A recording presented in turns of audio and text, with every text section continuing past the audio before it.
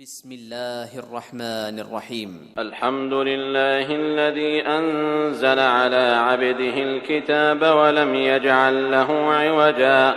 قيما لينذر بأسا شديدا من لدنه ويبشر المؤمنين الذين يعملون الصالحات أن لهم أجرا حسنا ماكثين فيه أبدا وينذر الذين قالوا اتخذ الله ولدا ما لهم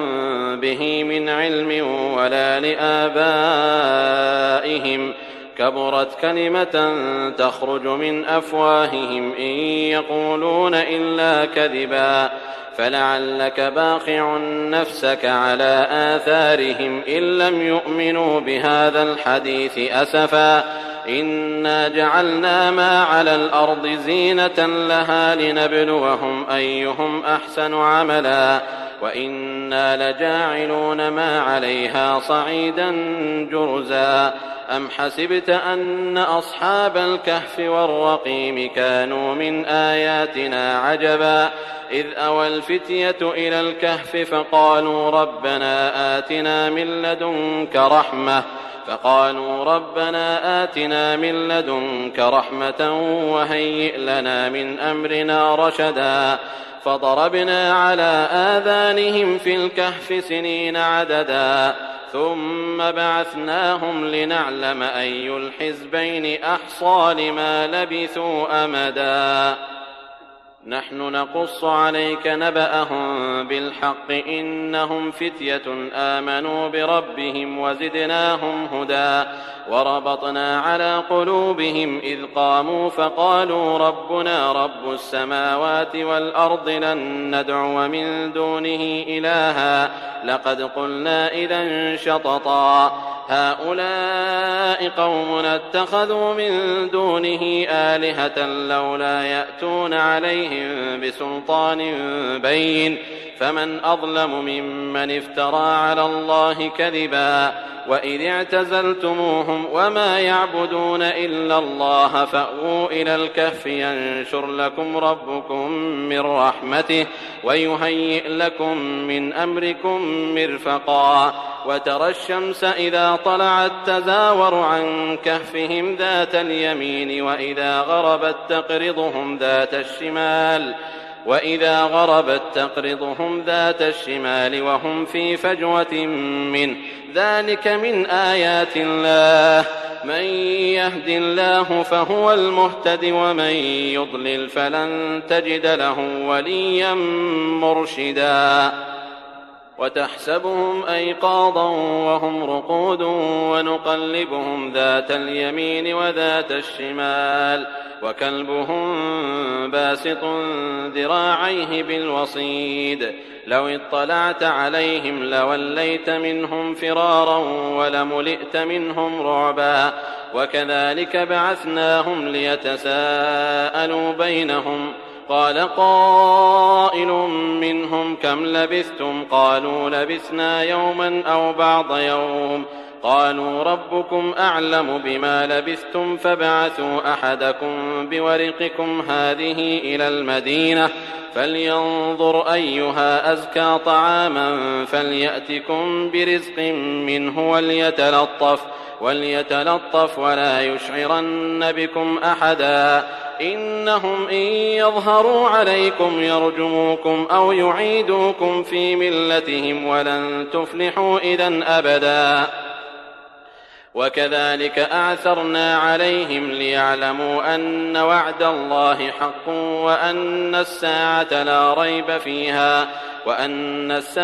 لا ريب فيها إذ يتنازعون بينهم أمرهم فقالوا ابنوا عليهم بنيانا ربهم أعلم بهم قال الذين غلبوا على أمرهم لنتخذن عليهم مسجدا سيقولون 3 رابعهم كلبهم ويقولون 5 سادسهم كلبهم رجما بالغيب ويقولون 7 وثامنهم كلبهم قل ربي أعلم بعدتهم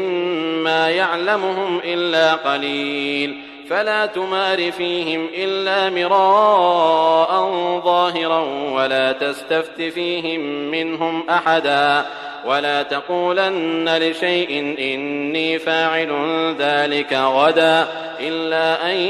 يشاء الله واذكر ربك إذا نسيت وقل عسى أن يهديني ربي لأقرب من هذا رشدا ولبثوا في كهفهم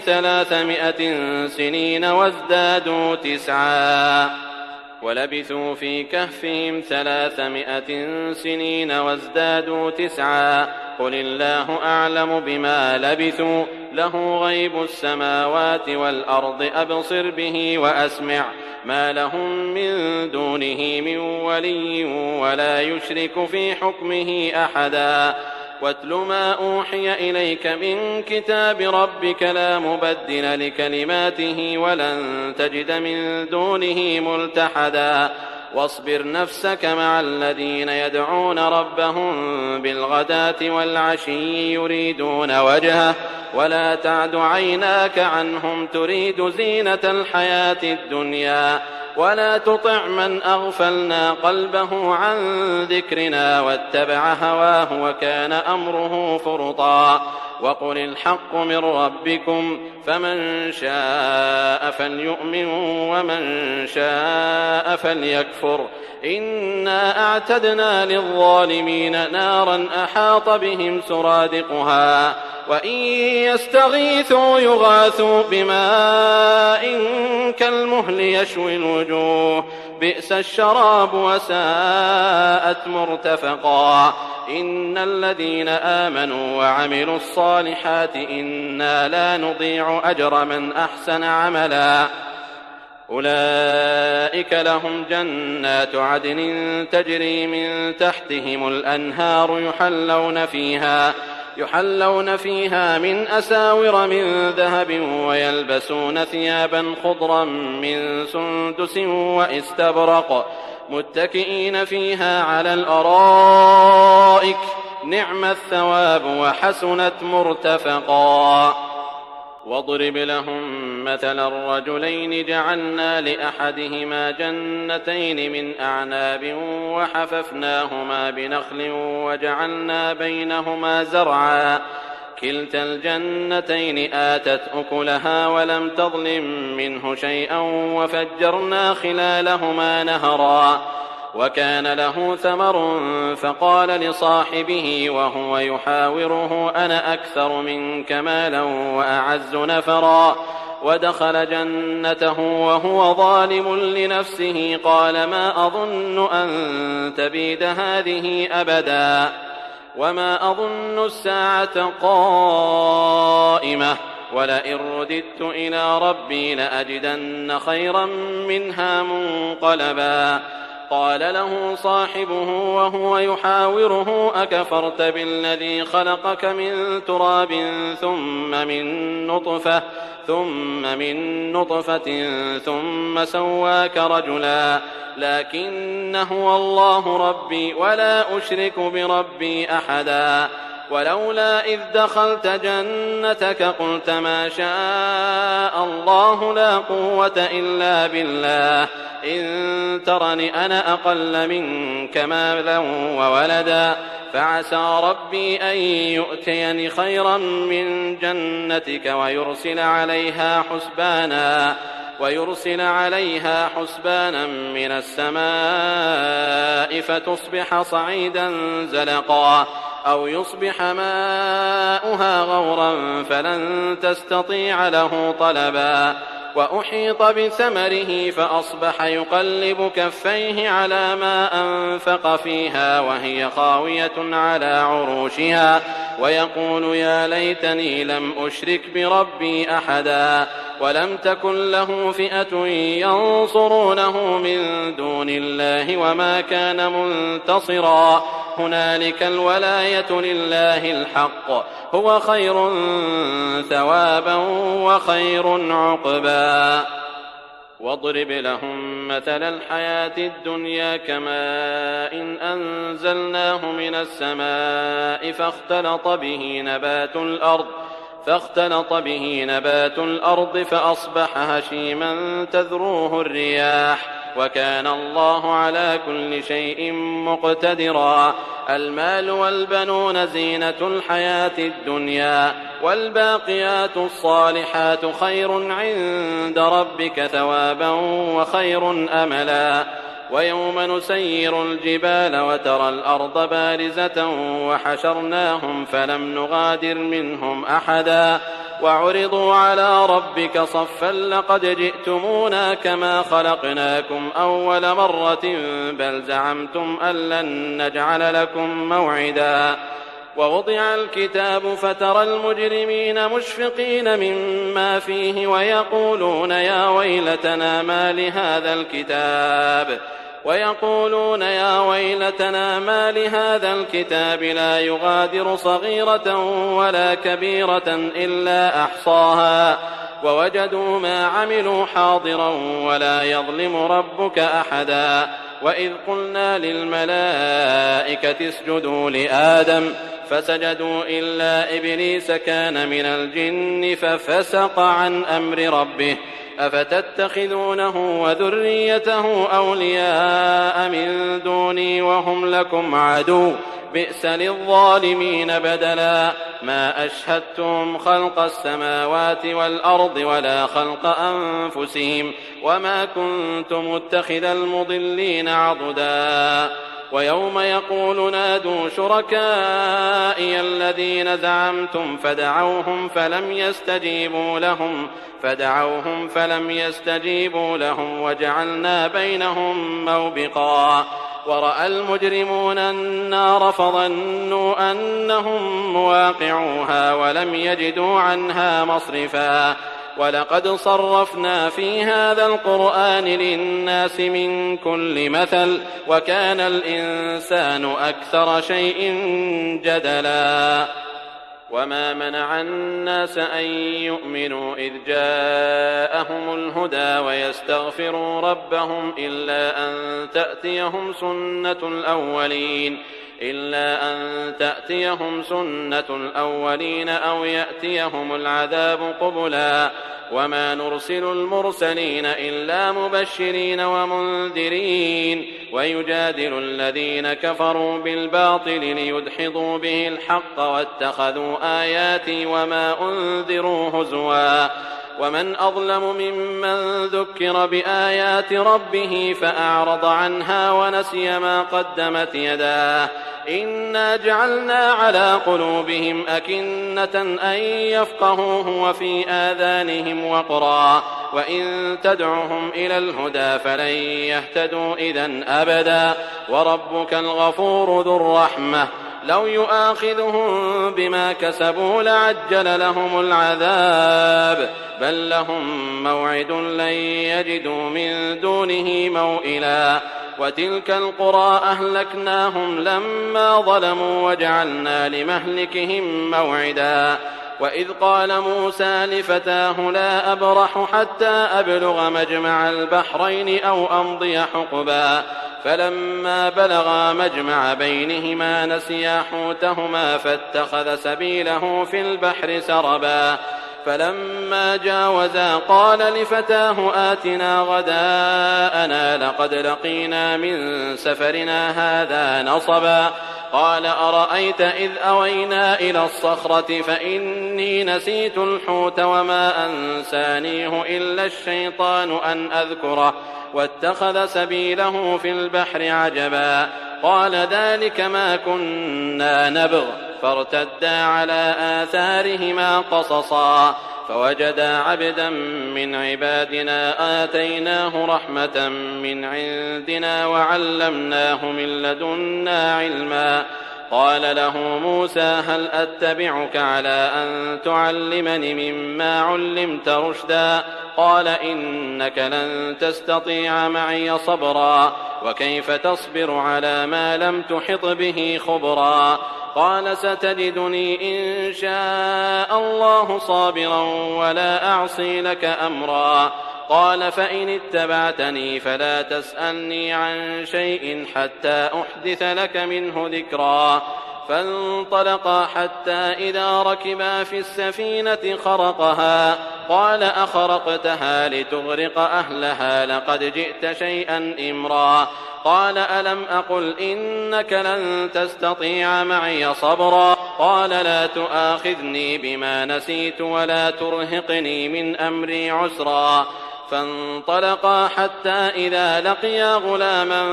فقتله قال أقتلت نفسا زكية بغير نفس لقد جئت شيئا نكرا قال ألم أقل لك إنك لن تستطيع معي صبرا قال إن سألتك عن شيء بعدها فلا تصاحبني قد بلغت من لدني عذرا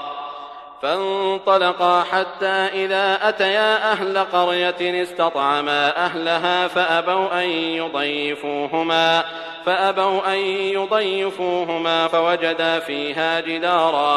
فوجدا فيها جدارا يريد أن ينقض فأقامه قال لو شئت لاتخذت عليه أجرا قال هذا فراق بيني وبينك سأنبئك بتأويل ما لم تستطع عليه صبرا أما السفينة فكانت لمساكين يعملون في البحر فأردت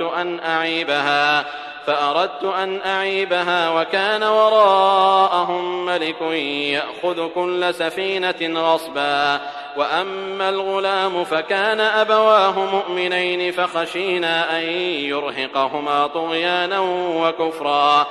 فأردنا أن يبدلهما ربهما خيرا منه زكاة وأقرب رحما وأما الجدار فكان لغلامين يتيمين في المدينة وكان تحته كنز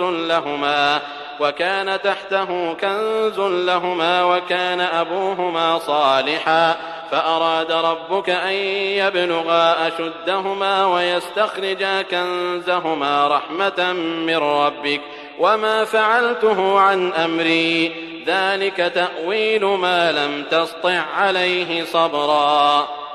ويسألونك عن ذي القرنين قل سأتلو عليكم منه ذكرا إنا مكنا له في الأرض وآتيناه من كل شيء سببا فأتبع سببا حتى إذا بلغ مغرب الشمس وجدها تغرب في عين حمئة ووجد عندها قوما قلنا يا ذا القرنين إما أن تعذب وإما أن تتخذ فيهم حسنا قال أما من ظلم فسوف نعذبه ثم يرد إلى ربه فيعذبه عذابا نكرا وأما من آمن وعمل صالحا فله جزاء الحسنى وسنقول له من أمرنا يسرا ثم أتبع سببا حتى إذا بلغ مطلع الشمس وجدها تطلع على قوم لم نجعل لهم من دونها سترا كذلك وقد أحطنا بما لديه خبرا ثم أتبع سببا حتى إذا بلغ بين السدين وجد من دونهما قوما لا يكادون يفقهون قولا قالوا يا ذا القرنين إن يأجوج ومأجوج مفسدون في الأرض فهل نجعل لك خرجا على أن تجعل بيننا وبينهم سدا قال ما مكني فيه ربي خير فأعينوني بقوة أجعل بينكم وبينهم ردما آتوني زبر الحديد حتى إذا ساوى بين الصدفين قال انفخوا حتى إذا جعله نارا قال آتوني أفرغ عليه قطرا فما استطاعوا أن يظهروه وما استطاعوا له نقبا قال هذا رحمة من ربي فإذا جاء وعد ربي جعله دكاء وكان وعد ربي حقا وتركنا بعضهم يومئذ يموج في بعض ونفخ في الصور فجمعناهم جمعا وعرضنا جهنم يومئذ للكافرين عرضا الذين كانت أعينهم في غطاء عن ذكري وكانوا لا يستطيعون سمعا أفحسب الذين كفروا أن يتخذوا عبادي من دوني أولياء إنا أعتدنا جهنم للكافرين نزلا قل هل ننبئكم بالأخسرين أعمالا الذين ضل سعيهم في الحياة الدنيا وهم يحسبون أنهم يحسنون صنعا أولئك الذين كفروا بآيات ربهم ولقائه فحبطت أعمالهم فلا نقيم لهم يوم القيامة وزنا ذلك جزاؤهم جهنم بما كفروا واتخذوا آياتي ورسلي هزوا إن الذين آمنوا وعملوا الصالحات كانت لهم جنات الفردوس نزلا خالدين فيها لا يبغون عنها حولا قل لو كان البحر مدادا لكلمات ربي لنفد البحر قبل أن تنفد كلمات ربي ولو جئنا بمثله مددا قل إنما أنا بشر مثلكم يوحى إلي أنما إلهكم إله واحد فمن كان يرجو لقاء ربه فليعمل عملا صالحا ولا يشرك بعبادة ربه أحدا.